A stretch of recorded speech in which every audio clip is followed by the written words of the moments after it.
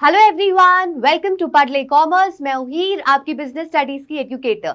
जैसा आपको पता है, हमने पार्ट 1 जो बुक है वो खत्म कर दिए है।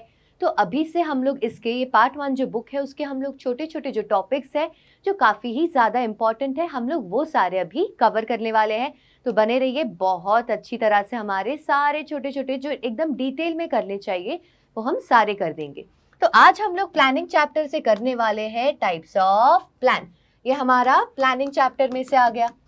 अभी देखिए, टाइप्स ऑफ प्लान में हमारा दो तरीके के पहले तो प्लान होते हैं, वो जानना बहुत ही ज्यादा जरूरी है। एक है सिंगल यूज प्लान और फिर एक आता है स्टैंडिंग प्लान। ठीक है, हमारे पास दो तरीके के प्लान होते हैं। सिंगल यूज प्लान ऐसा प्लान है जो हम केवल एक ही बार यूज कर सकते हैं, इसको हम सिर्फ एक बार ही यूज कर सकते हैं, जबकि स्टैंडिंग प्लान को हम लोग बार बार यूज कर सकते हैं। ठीक है, ये बहुत ही बड़ा डिफरेंस है सिंगल यूज और स्टैंडिंग प्लान में। सिंगल यूज सिर्फ एक बार करना है हमें, बाद में ये बार बार नया नया बनते जाता है, जबकि स्टैंडिंग प्लान जो है वो एक बार बना दिया, थोड़े से अगर कुछ उसमें चेंजेस लाने हैं वो लेकर आ जाओ और आप उससे बार वापस से यूज कर सकते हो।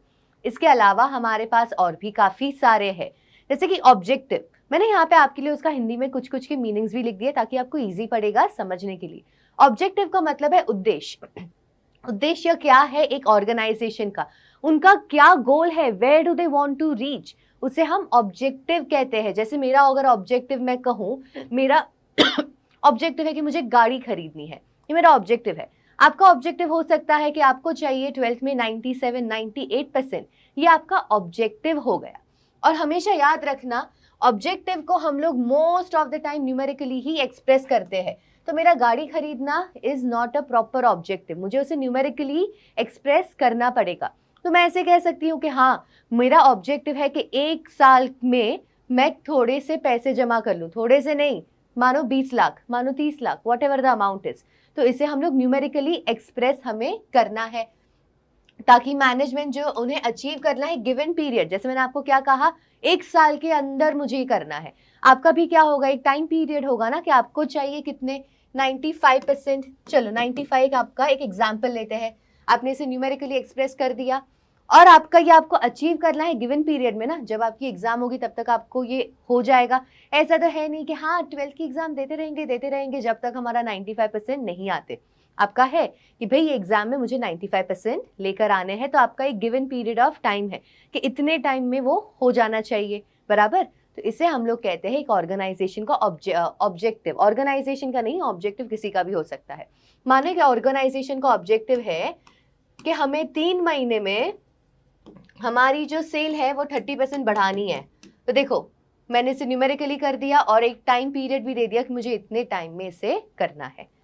उसके बाद आ जाते हैं स्ट्रैटेजी। स्ट्रैटेजी का मतलब है योजना, कोई योजना बनाते हैं। Let's think of a strategy of how are we going to do it. Strategy क्यों बनाते हैं, ये भी हमने जो ऑब्जेक्टिव देखी ना, उसे अचीव करने के लिए हमारी एक स्ट्रैटेजी बनाई जाती है।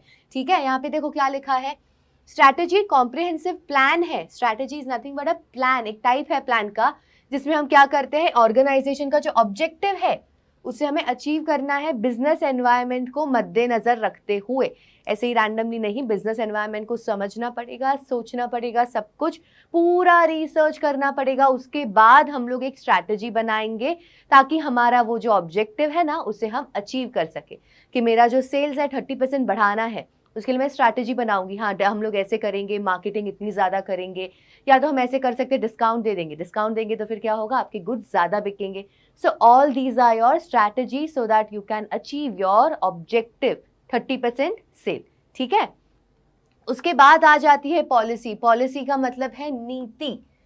पॉलिसी एक गाइडलाइन है जो क्या करती है, देखो, पॉलिसी एक जनरल गाइडलाइन है दैट गाइड्स थिंकिंग और channelizes an energy towards a particular direction.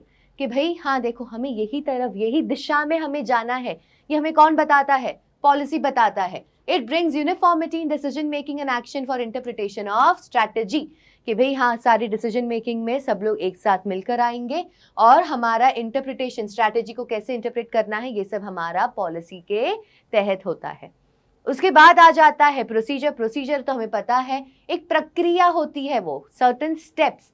इसमें एकदम सीक्वेंस में कुछ रूटीन स्टेप्स जो होते हैं वो परफॉर्म करने हैं क्रोनोलॉजिकल ऑर्डर में, पहले 1 2 फिर 3, रैंडम नहीं है कि पहले 3 किया फिर मन हुआ अभी 7 कर लेते हैं, फिर 1 किया अभी 1 कर लेते हैं, ऐसा नहीं चलेगा। उसे स्टेप्स में करना है हमें क्रोनोलॉजिकल ऑर्डर में सारी activities. It details exact manner in which any work is to be perform. Manner बता देंगे कि आपको ये काम कैसे करना है। जैसे आप अगर समझो घर पे अकेले हो, मम्मी ने कहा खिचड़ी बना दो, तो मम्मी आपको सारे स्टेप्स बताएगी ना। क्या बोलेंगे कि ठीक है एक काम करना बेटा, पहले है ना तुम राइस निकाल देना, दाल निकाल देना, दोनों को धो देना, उसके बाद कुकर में डाल देना, 3 सीटी लगा देना। तो आपको सारे स्टेप्स बता दिए ना कि पहले ये करना है, फिर ये करना है, फिर ये। आप रैंडमली आप बोलोगे अरे हाँ चलो पहले सीटी लगा लेता हूँ, अब दाल धो लेता हूँ, और उसके बाद आप बोलोगे हाँ ठीक है अभी मैं राइस निकाल देता हूँ। ऐसे कैसे चलेगा? आपको वो स्टेप्स में जो एक प्रोसीजर है आपको वो करना है, इसी से आपका वो पूरा एक्टिविटी होगा। उसके बाद आता है मेथड। मेथड के लिए मुझे हिंदी में वर्ड नहीं मिला था, अगर आपको पता हो तो आप मुझे बता सकते हैं। मेथड क्या है? A way or manner in which a task has to be performed taking into consideration the objective of the organization। एक तरीका, मेथड को मैं वैसे तो हिंदी में आई थिंक तरीका कह सकती हूँ। एक तरीके से हमें जो काम करना है ताकि हमारा जो ऑब्जेक्टिव सबसे पहला जो हमने किया वो अचीव हो सके। ठीक है, एक सर्टेन तरीका होता है कुछ काम करने का। उसके बाद आता है रूल। रूल तो हमें पता है, नियम जो हमारे बनाए गए होते हैं। तो रूल क्या है? एक स्टेटमेंट है, इसमें प्रॉपरली बता दिया जाता है क्या करना है और हम क्या नहीं कर सकते हैं। हमारी बिहेवियर को गाइड करता है। जैसे आपके घर पे भी कुछ रूल्स होंगे कि 10 बजे के बाद बाहर नहीं जाना है, या तो रूल होगा कि हफ्ते में सिर्फ एक ही बार बाहर से खाना आएगा। सो ये सारे रूल्स जो है जो हमें फॉलो करने, जो हमें बताते हैं हम क्या कर सकते हैं और क्या नहीं कर सकते हैं। उसके बाद आ जाता है बजट। बजट क्या है? एक स्टेटमेंट है of expected result for a given future period expressed in numerical term. जैसे हमारे गवर्नमेंट का भी तो बजट होता है, करेक्ट? तो इसमें क्या है? Expected result for a given future period. Expect क्या कर सकते हैं हम लोग फ्यूचर में, पैसों के रिलेटेड ये मोस्टली होता है, हम लोग इसे न्यूमेरिकली करते हैं एक्सप्रेस। उसके बाद आता है प्रोग्राम, लास्ट। ये जो प्रोग्राम है इसमें सब कुछ डिटेल में बता देंगे, जितना भी हमने पढ़ा ना वो सब उसमें बताएंगे, जिसमें सब कुछ होगा। एक प्रोजेक्ट है उसमें सब कुछ कि भाई प्रोजेक्ट का ऑब्जेक्टिव क्या है, वो प्रोजेक्ट की पॉलिसी क्या है, प्रोसीजर क्या है, रूल्स क्या फॉलो होंगे, क्या काम होंगे, बाद में फिजिकल और ह्यूमन रिसोर्सेज कौन से चाहिए, और बाद में बजट क्या होगा। एक कोई प्रोजेक्ट है उसके बारे में, फॉर एग्जाम्पल मानो कि एक है ना कंस्ट्रक्शन का एक प्रोजेक्ट है, एक बिल्डिंग बनानी है। ठीक है, एक बिल्डिंग बनाने का प्रोजेक्ट दिया गया है, तो ये बिल्डिंग बनाने के प्रोजेक्ट का सारी चीज़ें ये प्रोग्राम के अंदर बता दिया जाएगा कि बिल्डिंग बनाने में हमारा ऑब्जेक्टिव क्या है, क्या क्या पॉलिसीज़ होगी इसकी, क्या क्या प्रोसीजर फॉलो किए जाएंगे, क्या रूल है, क्या क्या टास्क किसको किसे क्या करने हैं, ह्यूमन और हमारे फिजिकल रिसोर्सेज हमें कौन से चाहिए, हमारा बजट क्या होने वाला है। सब कुछ ये बिल्डिंग के प्रोजेक्ट के बारे में ये एक प्रोग्राम में बताया जाएगा। जितना भी हमने सब पढ़ा ये सब ये प्रोग्राम के अंदर हमें बता दिया जाएगा। ठीक है, ये हो गए हमारे अलग अलग टाइप ऑफ प्लान। कौन से एक बार फटाफट से देख लेते हैं। सबसे पहला हमने कौन सा किया? ऑब्जेक्टिव। ऑब्जेक्टिव के बाद आ गया हमारा स्ट्रैटेजी। स्ट्रैटेजी के बाद आती है पॉलिसी। पॉलिसी के बाद है प्रोसीजर। प्रोसीजर के बाद हमने किया मेथड। मेथड के बाद है रूल। रूल के बाद बजट, और लास्ट है प्रोग्राम, जिसमें सब कुछ जो भी हमने पढ़ा वो सब उसमें आ जाएगा। ठीक है, आई होप सो आपको इसमें कोई भी डाउट नहीं है। अगर कोई डाउट है तो कोई दिक्कत नहीं है यार, कमेंट में लिख दिया करो, इट्स कम्प्लीटली फाइन। मैं आपके सारे कमेंट्स देखती हूँ, इसी वजह से मैं आपके साथ ऐसे सारे टॉपिक्स लेकर आती हूँ, बिकॉज आई सी कि आपको किसमें क्या क्या डाउट है, और मैं अपने आगे के जो भी सारे क्लास है मैं उसी हिसाब से सारे चेंज करती रहती हूँ, ताकि आपको कोई दिक्कत ना आए, आपको जो भी सारी चीज़ है सारी बहुत अच्छे से समझ में आ जाए।